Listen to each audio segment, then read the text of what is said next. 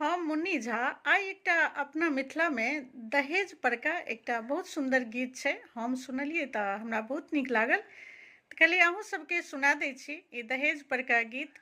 तऽ सुनू, अपना मिथिला के दहेज पर का ई गीत सुनू।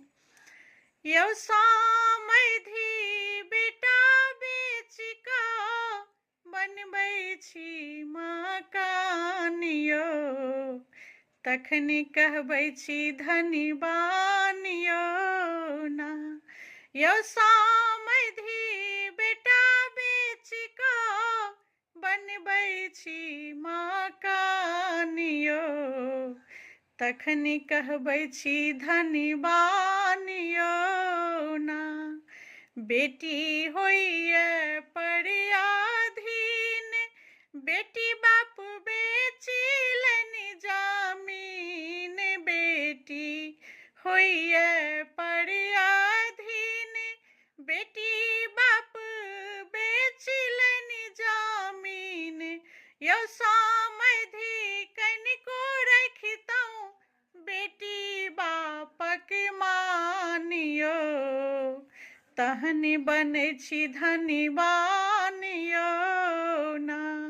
यौ समधि कनिको रखितहुँ बेटी बापक मान यौ, तखन बनै छी धनीवान यौ ना। बेटी के बेटा जेकाँ पोसलहुँ, पढ़ि लिखि ज्ञानी हम बनेलहुँ।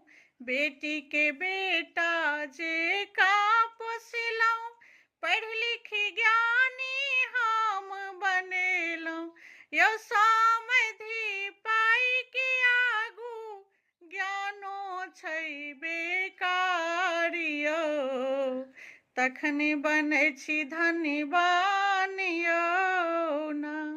यौ समधि पाइ के आगू में ज्ञानो छै बेकार यौ, तखन बनै छी धनीवान यौ ना। अहाँके घरो नहि घरारी, तखन दहेज मँगै छी भारी। अहाँके घरो